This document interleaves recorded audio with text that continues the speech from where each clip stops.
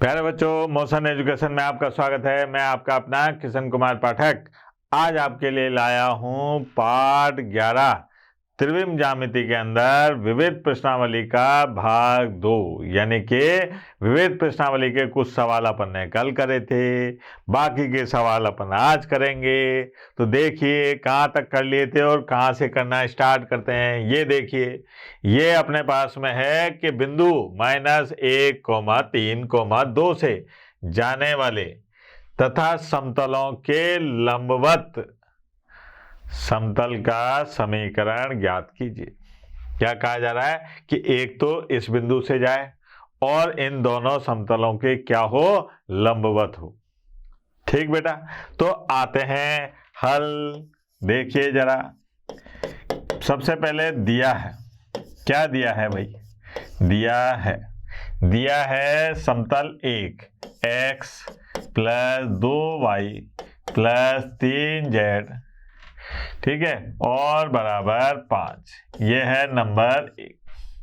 फिर साहब नंबर 2, दूसरा समतल 3x + 3y + z बराबर 0। ये है समतल 2। अब क्या काम करना है कि बिंदु -1,3,2 से जाने वाले समतल का समीकरण क्या होगा बेटा?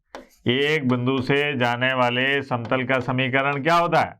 ये होता है a x - x1 + b y - y1 + c z - z1 बराबर 0। ये होता है, ये एक बिंदु से जाने वाले समतल का समीकरण है। अब यहां पर ए बी सी क्या है? ए बी सी है समतल के अभिलंब के दिक् अनुपात। जैसे इस समतल के अभिलंब के दिक् अनुपात क्या है? 1 2 3। इस समतल के अभिलंब के दिक् अनुपात क्या है? 3 3 1। यह लिख दो। यहां पर अगर मैं दिक् अनुपातों की बात करूं तो A1, B1, C1 ये है अपने पास में 1, 2, 3। और इस समतल के अभिलंब के दिक् अनुपात देखें A2, B2, C2 ये है अपने पास में 3, 3 और 1। ये आ गया साहब, ये है अपने पास में समतल के अभिलंब के दिक् अनुपात।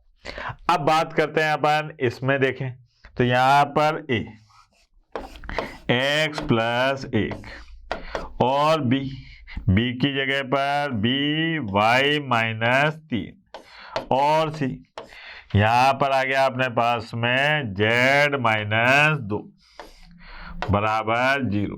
ये है अपने पास में समतल 3। अब प्रश्न में क्या कहा जा रहा है कि समतल 1 और समतल 3 लंबवत हैं, ठीक है, और समतल 2 और समतल 3 भी लंबवत हैं। तब जाके अपने को समतल 3 का समीकरण ज्ञात करना है, क्योंकि ये समतल कहां से गुजर रहा है? बिंदु a -1,3,2 से गुजर रहा है, ठीक है। इस समतल का समीकरण ज्ञात करना है। अब क्या हुआ अपने पास में, ये चाहिए अपने को। यहां पर समतल 1 और समतल 3 क्या है? परस्पर लंबवत हैं। तो यहां लिख लेता हूं मैं, है ना। समतल 1 के अभिलंब के दिक् अनुपात ये है A1, B1, C1। इसी प्रकार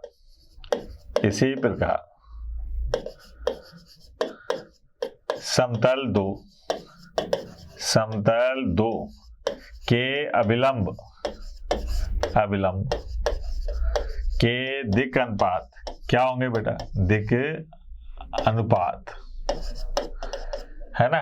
ये है A2, B2, C2। मान भी रख लेते हैं इनके, कोई दिक्कत नहीं है। देखो आप, ये है अपने पास में 1 2 3 3 3 1। ये है 1 2 3 और ये है 3 3 1। ये आ गया। अब साहब चूंकि समतल 1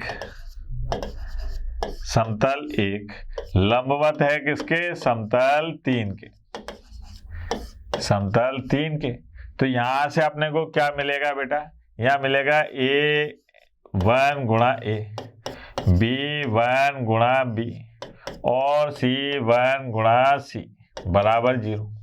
इसका मतलब यहां पर अपने को मिलेगा A गुणा A, 2 गुणा B और साथ 3 गुणा C बराबर 0। यहाँ पर इसको नाम दे दें कोई, वो समतल 1 2 थे, इसको नंबर दे दिया अपन ने 3। ठीक, फिर बात करिए अपन ने कि चूंकि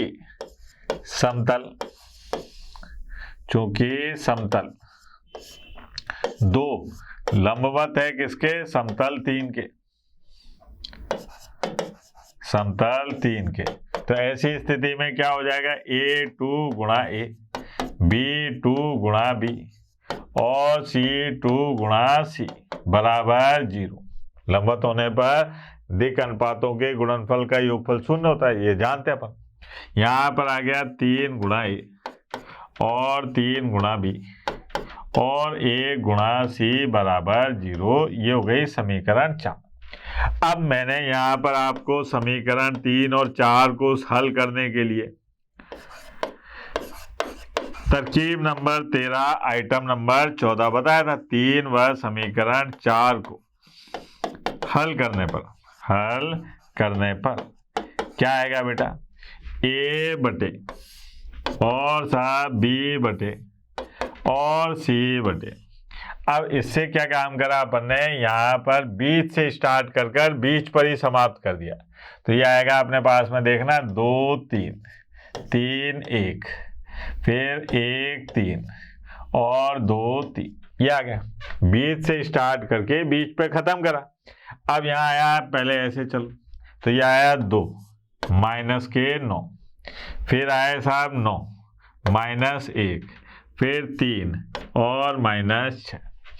ठीक, फिर यहाँ आया A बटे माइनस 7, B बटे 8 और C बटे, है ना, C बटे आया अपने पास में माइनस के 3।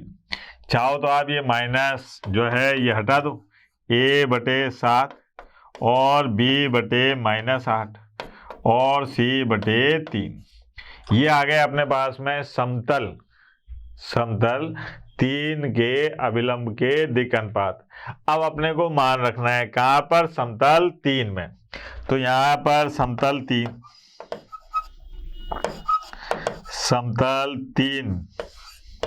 से A B C के मान रखें साहब। समतल 3 देख लो आप, समतल 3 क्या था, A x plus 1, B y minus 3 और C z माइनस 2 बराबर 0। यही था, A B C के मान रखे।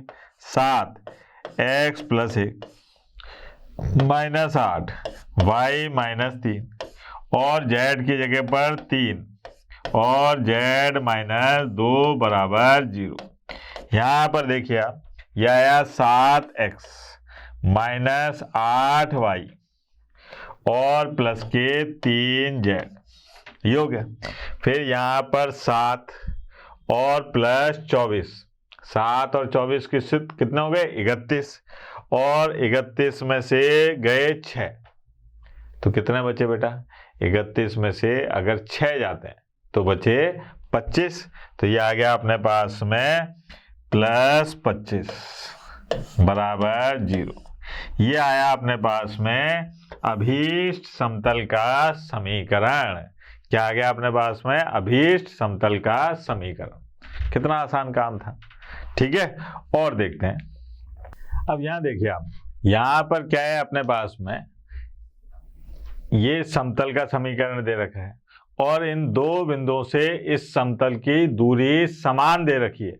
तो अपने को इस P का मान ज्ञात करना है। भाई ये दो बिंदु हैं, मतलब ऐसे समझिए कि साहब ये तो समतल है, ये वाला, और यहाँ पर एक बिंदु ये है A और एक बिंदु ये है B, ठीक है। यहाँ मान लिया अपन ने M और यहाँ मान लिया N। तो ए एम और ए बी एन बराबर हैं, तो पी का मान ज्ञात कीजिए। ठीक है, तो आते हैं मैदान में। सबसे पहले अपने पास में क्या दिया है, तो दिया है समतल का समीकरण आर सदिश और 3 आई कैप प्लस 4 जे कैप और माइनस 12 के कैप प्लस 13 बराबर 0। ठीक है, यहाँ पर ये जो रूप लिए हुए है ये है आर सदिश और एन सदिश बराबर डी, ये वाला रूप लिए हुए है समतल। ठीक है, तो यहाँ पर अगर मैं आपसे कहूँ कि बेटा एन सदिश यानी कि अभिलंब सदिश क्या है, तो ये है 3 आई कैप प्लस 4 जे कैप और माइनस 12 के कैप है। ठीक, और डी का मान पूछूं आपसे तो वो कितना है, माइनस के 13। कितना है डी का मान, माइनस 13। अब साहब आगे बढ़े, बिंदु ए। ठीक है, बिंदु ए क्या है साहब, ए कोमा पी का स्थिति सदिश ये क्या है बेटा अपने पास में, ये है ए सदिश बराबर आई कैप प्लस जे कैप और प्लस पी के कैप, ये आ गया। फिर साहब बिंदु बी का स्थिति सदिश, बिंदु बी का स्थिति सदिश। अब बिंदु बी के निर्देशांक क्या दे रखे हैं, -3, 0, 1 का स्थिति सदिश। ये देखो आप, इसका स्थिति सदिश दे रखा है अपने को बी सदिश बराबर, ये है अपने पास में -3 आई कैप प्लस 0 जे कैप और प्लस के कैप, ये हो गया। अब अपने से कहा जा रहा है कि साहब ए एम और बी एन ये दूरी समान है, तो पहले तो ए एम निकालते हैं साहब। ए एम दूरी क्या होगी, ए एम दूरी, ए एम की बात करें तो ये आएगी अपने पास में ए सदिश का अदिश गुणनफल किसके साथ में, एन सदिश के साथ और माइनस के डी और बटे में एन सदिश का मापांक, ये है सर।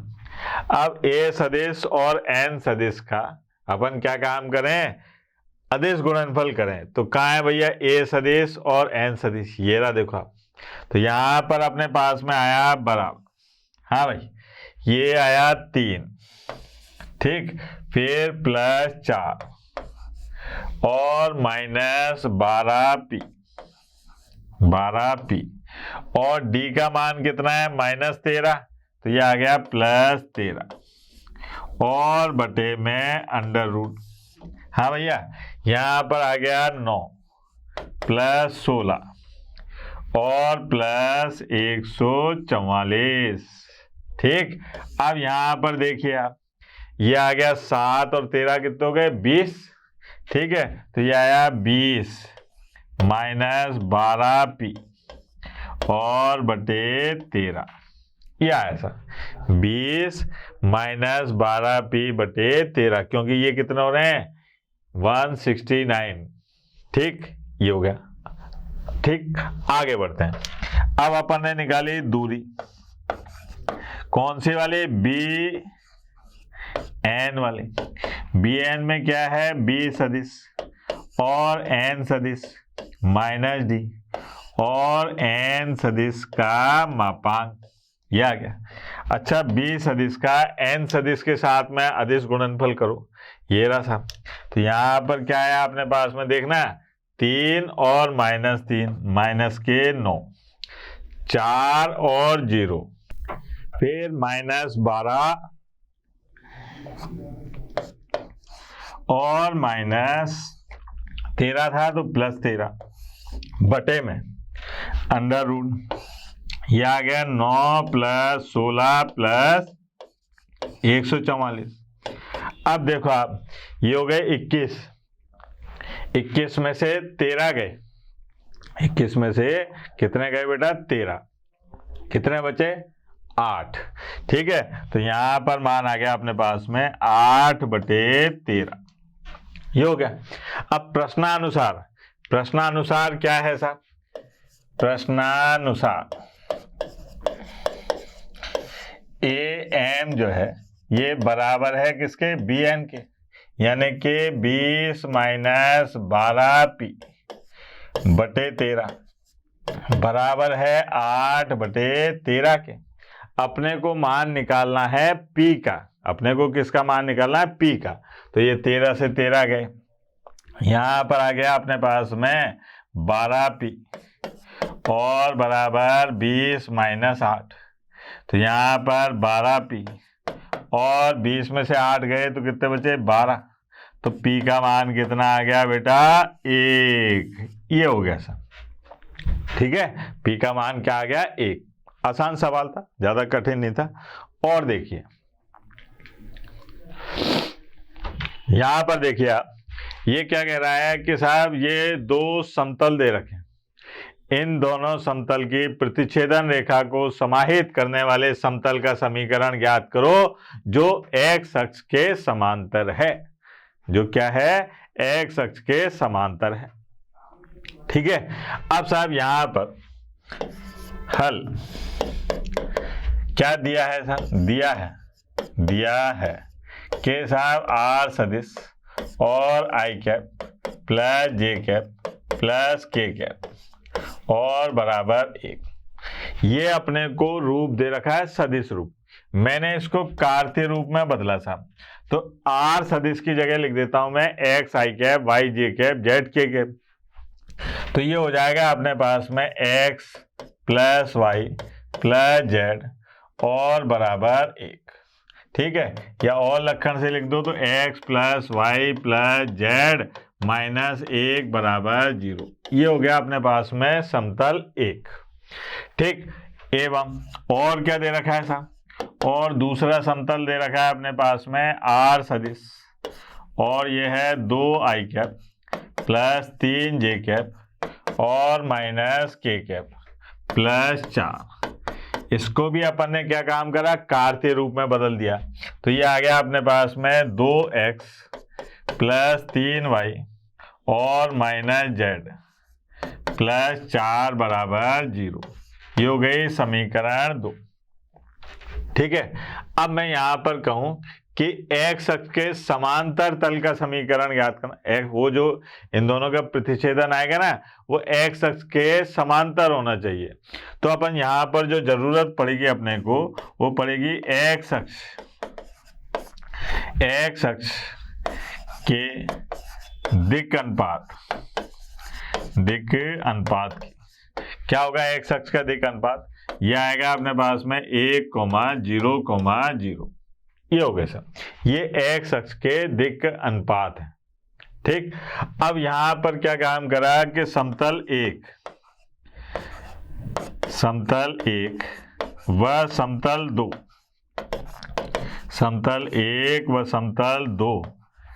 के प्रतिच्छेदन रेखा को समाहित करने वाले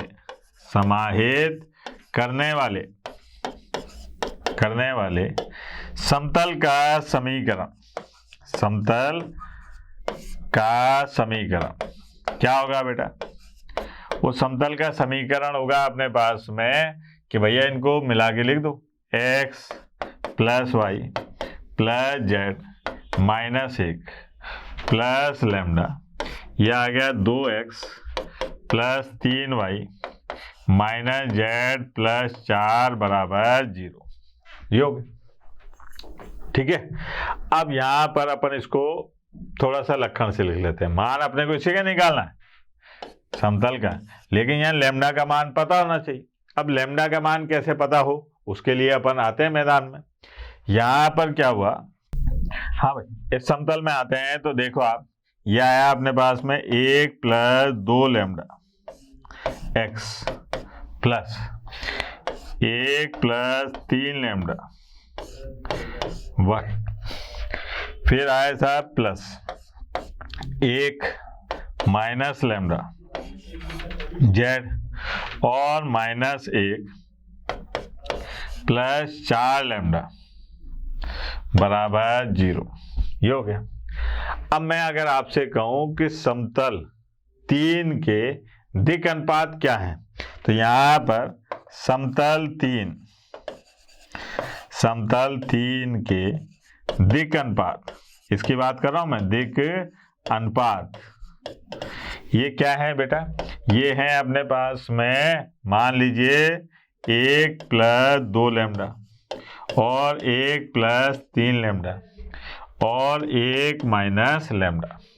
इनको अपन नाम दे देते हैं A2, B2 और C2, और इनको नाम दे देते हैं अपन A1, B1 और C1। ठीक है, ये क्या है, एक्स अक्ष के दिक् अनुपात, ये क्या है, समतल 3 के दिक् अनुपात। अब यहां पर अपना देखो दिमाग लगेगा कि ये जो समतल है ये एक्स अक्ष के समांतर है। अब मैंने आपको एक बात बताई थी कि दो समतलों के मध्य या दो समतल अगर एक दूसरे के समांतर हैं तो उनके दिक् अनुपातों का अनुपात कैसा होता है, बराबर होता है। दो रेखाएं अगर एक दूसरे के समांतर हैं तो उनके भी दिक् अनुपातों के अनुपात जो हैं वो समान होते हैं। दिक् अनुपातों का अनुपात कैसा होता है, समान होता है। लेकिन यहां पर ध्यान दीजिए, एक्स अक्ष समतल नहीं है, वो रेखा है। तो रेखा और समतल समांतर है, रेखा और समतल समांतर हैं। तो यहां पर मैंने कहा कि भैया एक्स अक्ष के दिक् अनुपात ये क्या है बेटा, A1, B1 और C1 ये थे 1, 0, 0 और साहब समतल 3 के अभिलंब के, समतल 3 के अभिलंब के दिक् अनुपात ये क्या है बेटा, अनुपात ये है A2, B2 और C2 बराबर। ये अपने को दे रखा है क्या क्या, देखो जरा, 1 + 2 लैम्डा, 1 + 3 लैम्डा, 1 + 2 लैम्डा, 1 + 3 लैम्डा और 1 - लैम्डा, ये है। अब ये कह रहा हूं मैं कि साहब ये तो समतल है, ठीक है, और ये इसका अभिलंब है।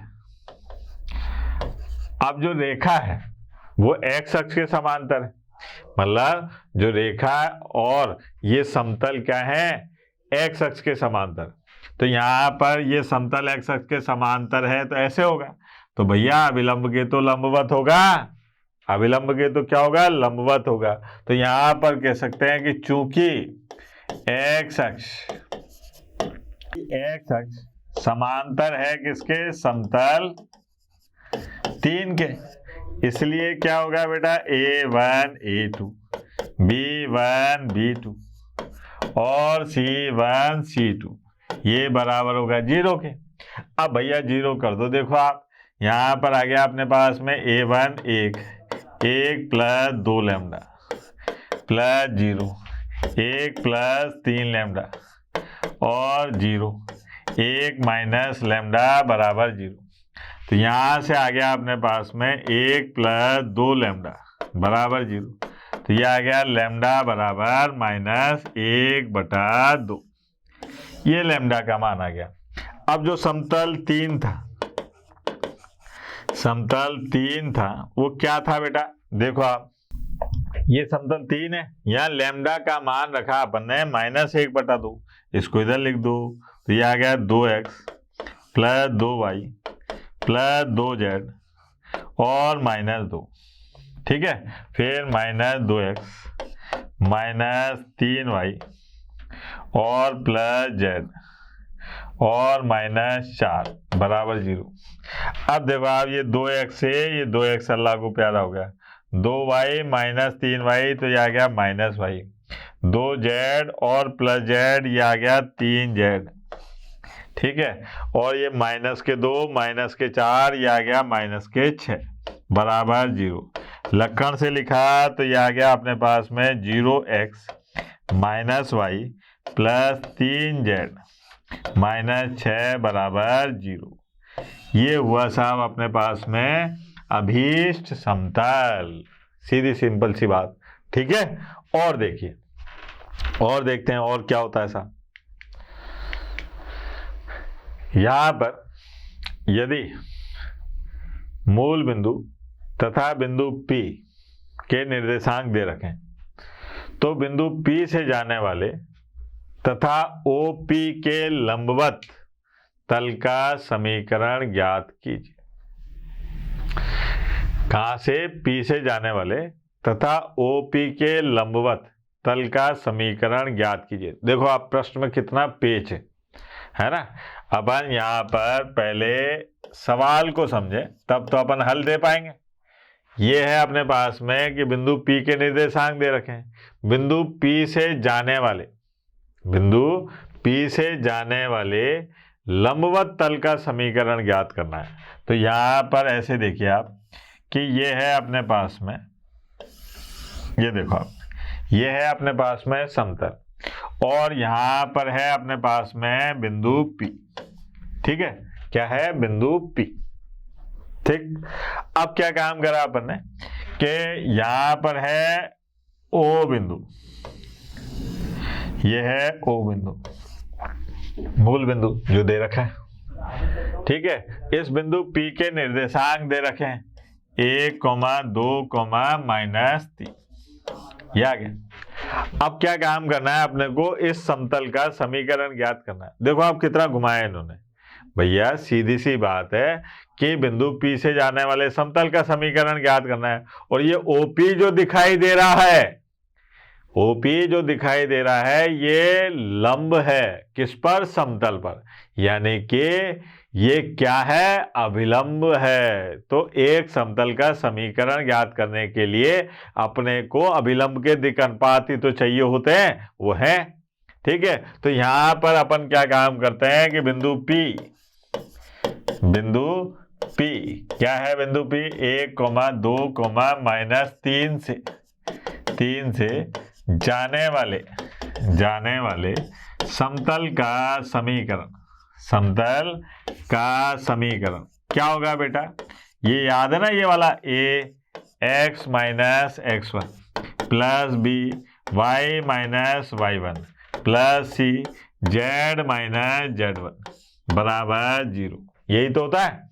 तो यहां पर अपन ने मान रखे तो ax - 1, b y - 2 और c z + 3 बराबर 0। ये हो गया सब समतल। अब ये ए बी सी क्या है? ए बी सी है समतल के अभिलंब के दिक् अनुपात।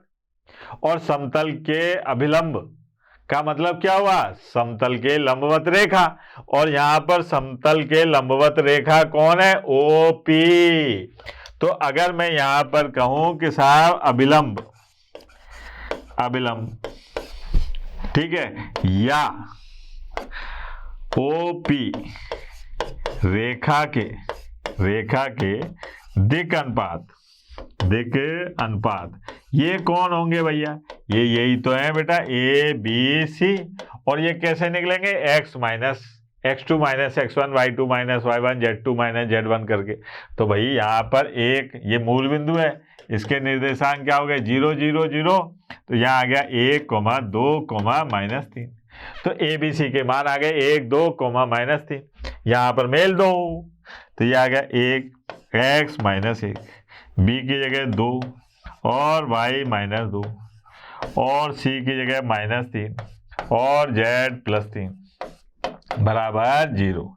तो यहाँ देखो आप x + 2y - 3z, अब -1 और -4 -5 -5 और -9 कितना हो गए? -14 बराबर 0। ये आ गया अपने पास में अभीष्ट समतल का समीकरण। क्या आ गया बेटा? अभीष्ट समतल का समीकरण। आसान सा काम था। और देखो, ये देखिए साहब, यहां पर क्या दिखाई दे रहा है अपने को? इन दोनों समतल के प्रतिच्छेदन रेखा को समाहित करने वाली रेखा जो इस समतल के लंबवत है। ठीक है, जो इस समतल के लंबवत है। तो अपन क्या है, कार्तीय रूप में ज्यादा आसानी से कर सकते हैं। तो अपन ऐसे इस समतल को कार्तीय रूप में, अगर वो यहाँ पर लिख दे कि सदिश रूप में, तो सदिश रूप जरूरी है, नहीं तो आप किसी भी रूप में सरल कीजिए, कोई फर्क नहीं पड़ेगा। अब देखिए हल दिया है, क्या दिया है साहब, दिया है यह है आर सदिश और आई कैप प्लस 2j कैप और प्लस 3k कैप माइनस 4 बराबर 0। ये आ गया अपने पास में x plus 2y plus 3z और माइनस 4 बराबर 0। ये समतल एक का समीकरण है, काय में, कार्तीय रूप में। ठीक, फिर साहब एवं आर सदिश, ये क्या है अपने पास में 2i कैप और plus j cap minus k cap और प्लस 5 बराबर 0। ये आ गया अपने पास में 2x plus y minus z plus 5 बराबर 0। ये हो गया अपने पास में समतल 2। अब समतल 3 के लंबवत है, तो ये तो जरूरत बाद में पड़ेगी, लेकिन लिख लेते हैं, है ना। और आर सदिश ये 5i cap plus 3j cap minus 6k cap plus 8 बराबर 0। तो ये आ गया अपने पास में कितना, देखना जरा, ये है अपने पास में 5x plus 3y minus 6z plus 8 बराबर 0। ये हो गई समतल 3। अब समतल 1 व समतल 2 की प्रतिच्छेदन रेखा को समाहित करने वाले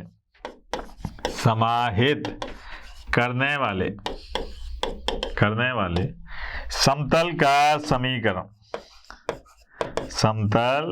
का समीकरण क्या होगा बेटा, उस समतल का समीकरण, ये आएगा अपने पास में x plus 2y plus 3z minus 4 plus lambda. ये हो गया अपने पास में 2x plus y minus z plus 5 बराबर 0। ये हो गया समतल 4। अब अपन इसके दिक् अनुपात निकालने गए, तो ये आ गया 1 plus 2 lambda x plus 2 plus lambda y और 3 माइनस लैम्डा z और माइनस 4 प्लस 5 लैम्डा बराबर 0। ये हो गया। अब यहाँ पर समतल 4 के दिक् अनुपातों की बात करूं, तो समतल 4 के दिक् अनुपात क्या होंगे साहब, यहाँ पर समतल 4 के, आगे लिख लेता हूं, है ना, समतल 4 के अभिलंब के दिक् अनुपात क्या है बेटा, नाम दे दो इसको, A1 B1 और C1 बराबर 1 plus 2 lambda 2 minus lambda 2 plus lambda और 3 माइनस लैम्डा। ये आ गया। ये है अपने पास में समतल 4 के अभिलंब के दिक् अनुपात। अब समतल 3 के अभिलंब के दिक् अनुपात, ये क्या है बेटा, दिक् अनुपात, ये है A2, B2, C2। ये दे रखे हैं, देखो आप जरा कितने दे रखे हैं बेटा, ये है 5, 3 और माइनस 6। ये है अपने पास में 5, 3, माइनस 6। अब चूंकि समतल 3 लंबवत है किसके, समतल 4 के, तो इसके लिए क्या होगा, A1 A2 B1 B2 और C1 C2 बराबर होगा किसके, 0 के। तो यहाँ पर इनके मान रखो, तो ये आ गया 5 गुणा 1 प्लस 2 लैम्डा प्लस 3 गुणा 2 प्लस लैम्डा और माइनस 6 गुणा 3 माइनस लैम्डा बराबर 0। अब 5 plus 10 lambda plus 6 plus 3 lambda minus 18 और प्लस 6 लैम्डा बराबर 0। ये हो गया। अब देखो आप, ये हो गया अपने पास में 19 लैम्डा, है ना। और ये कितना है, 5 और 6 11, 11 में से 18 गए तो कितने बचे, माइनस के 9, माइनस 9 तो ये आ गया प्लस के 9। तो यहाँ पर आ गया लैम्डा का मान 9/19, 9/19। ये आया सब, बड़ा खतरनाक मान है भैया। अब यहाँ पर रख दो आप किसमें, समतल 4 में, 4 से। अब भैया समतल 4 का समीकरण लिखे, क्या था देखें, x plus 2y plus z minus 4, है ना, प्लस लैम्डा की जगह लिखा मैंने 9/19 और यहाँ पर लिखा मैंने x 2x plus y minus Z और प्लस 5 बराबर 0। यह ऐसा एक बार देख लेते हैं। समतल 4 का समीकरण x plus 2y plus 3z minus 4, ये ले जाते हैं अपन कहाँ पर, यहाँ लेकर आए, देखो आप, ये आ गया। अब लैम्डा का मान रखा अपन ने 9/19, तो ये देखो क्या हो गया अपने पास में, 19x plus 38y plus 19z और 19 का 4 से गुणा करा, ठीक है, तो कितना हो गया, 76 और plus 18x plus 9y minus 9z और 45 बराबर 0। अब 19x और 18x दोनों को जोड़ें तो 19 कितने हो गए, 19 और 18 37x, 38y और 9y, ठीक है, तो कितने हो गए, प्लस 47y, 19z में से 9z गए तो ये बचे 10z। अब माइनस 76 में से 45 गए तो कितने बचे, देखो आप, माइनस 31 बराबर 0। ये आ गया साहब अपने पास में अभी समतल का समीकरण। कैलकुलेशन ज़्यादा है, ठीक है, थोड़ी सी सावधानी रखनी पड़ेगी आपको, धीरे धीरे से करके आगे देखते हैं। यहाँ पर देखो आप क्या कहा जा रहा है, ये रेखा है, वो समतल है, प्रतिच्छेदन बिंदु के मध्य की दूरी ज्ञात करनी है। एक समतल दे रखा है और एक रेखा दे रखी है। यहाँ देखिए बेटा, अब यहाँ पर क्या हो रहा है अपने पास में 10 लैम्डा 3 लैम्डा और 6 लैम्डा, ये आ गए अपने पास में 19 लैम्डा, 6 और 5 11 और 18, कितने बचे, 6 5 11 और 18, 18 में से कितने गए, 11, तो ये आया माइनस के 7 बराबर 0। तो लैम्डा का मान कितना आ गया बेटा, 7/19। ये हो गया सर, ये अपने पास में आया लैम्डा का मान। अब आते हैं अपन लैम्डा का मान कहाँ पर रखेंगे, समतल 4 में। तो भैया समतल 4 से,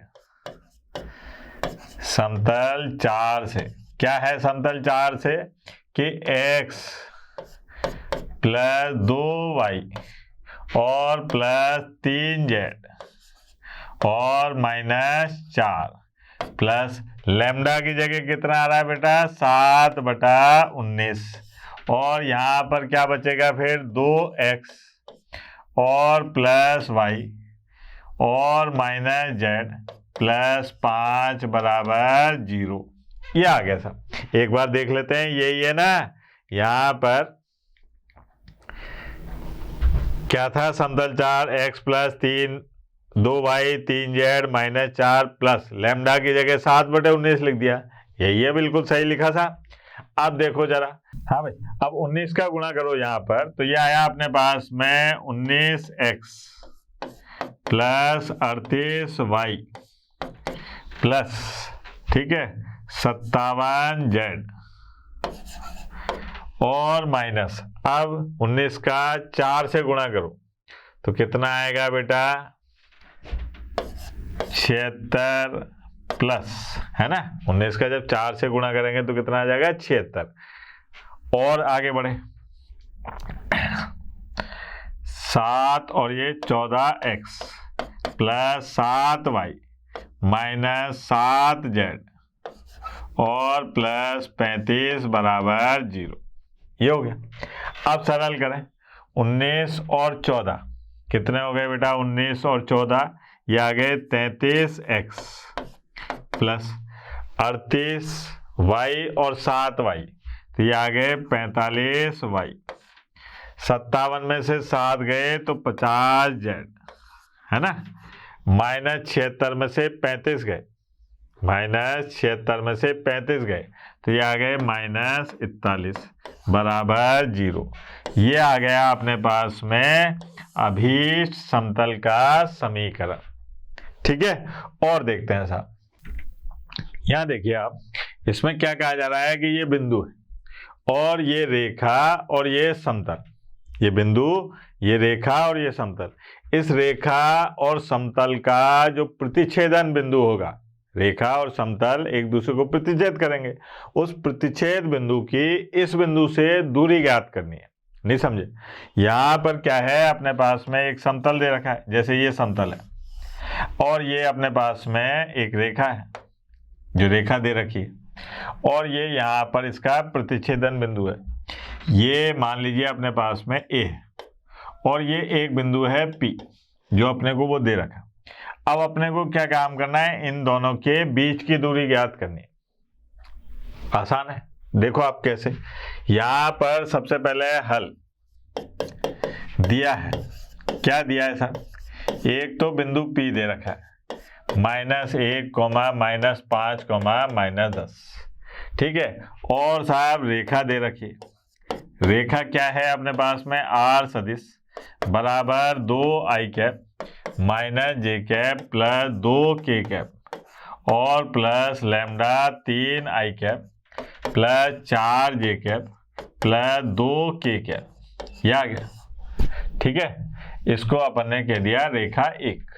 अब समतल भी दे रखा है, R सदिश और साहब i cap minus J cap और प्लस k कैप बराबर 5, ये समतल दे रखा है। अब क्या काम करना है अपने को, पहले समतल और रेखा का प्रतिच्छेद बिंदु निकालना है। क्या करना है, समतल और रेखा के बीच का प्रतिच्छेद बिंदु निकालना है। वो कैसे निकलेगा, तो वो ऐसे निकलेगा भैया कि समीकरण 1 व समीकरण 2 से। अब भैया R सदिश का मान यहां रख दो, तो यहां रखा अपन ने, तो क्या आएगा देखो आप, 2i cap minus J cap plus 2k cap plus lambda, ठीक है, 3i cap plus 4j cap plus 2k cap.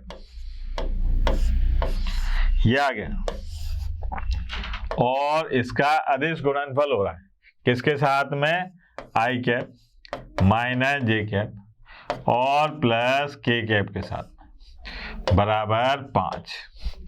अब इसको लक्षण से लिखो, तो ये आ गया अपने पास में 2 प्लस 3 लैम्डा i कैप, है ना, फिर प्लस -1 प्लस 4 लैम्डा जे कैप और plus 2 plus 2 lambda k cap, और इसका अदिश गुणनफल हो रहा है किसके साथ में, i cap, minus J cap और प्लस के कैप के साथ बराबर 5। ठीक, अब गुणा करो साहब, तो यहां पर आया 2 प्लस 3 लैम्डा। अब इसका -1 से होगा तो यह आ जाएगा प्लस का 1 और -4 लैम्डा, फिर प्लस 2 प्लस 2 लैम्डा बराबर 5। अब ये 5 5 0 है ना, और लैम्डा कितना हो गए 2, लैम्डा का मान आ गया अपने पास में 0।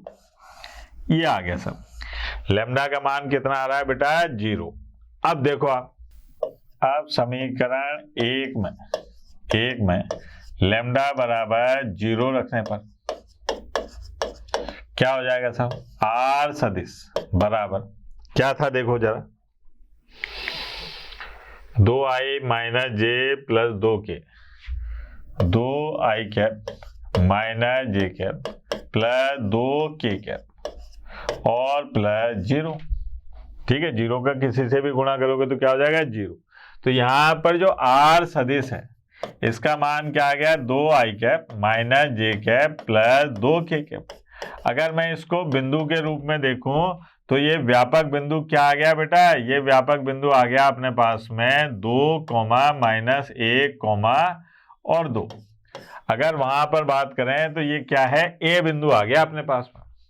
अब अपने को क्या काम करना है, दूरी निकालनी है किसकी, ए पी की। ए बिंदु अपने पास में ये है और पी बिंदु क्या था जरा वो भी देख लें बेटा। पी बिंदु था -1, -5 और -10। पी बिंदु था -1, -5 और -10। तो ए पी दूरी जो निकालेंगे वो अंडर रूट, सूत्र याद है अपने को, x2 माइनस x1 इसकी घात 2 प्लस y2 माइनस y1 इसकी घात 2 और z2 माइनस z1 इसकी घात 2, है ना। यहाँ पर मान रख दो साहब, तो ये आ गया अंडर रूट, क्या आएगा 2 प्लस 1 इसकी घात 2 और साहब -1 प्लस 5 की घात 2 और 2 प्लस 10 की घात 2। अब सरल करें भैया, तो ये आ गया अपने पास में 9 प्लस 16 और प्लस 144 बराबर आ गया 13 इकाई। ये हो गया सर, ये अपने पास में क्या आ गया 13 इकाई। वेरी सिंपल सी बात। आज के लिए इतना ही बहुत है, कल अपन फिर इसके बाकी के सवाल करके देखेंगे। तब तक के लिए टाटा बाय बाय, धन्यवाद, कल फिर मिलेंगे। आशा करता हूं हमारे टॉप एजुकेटर का यह लेक्चर आपको पसंद आया होगा। अगर पसंद आया है तो वीडियो को लाइक करिए, चैनल को सब्सक्राइब करिए और शेयर भी करिए, क्योंकि ज्ञान बांटने से बढ़ता है और सही बताऊं तो पुण्य भी मिलता है। मुझे सुनने के लिए बहुत बहुत धन्यवाद। Thank you.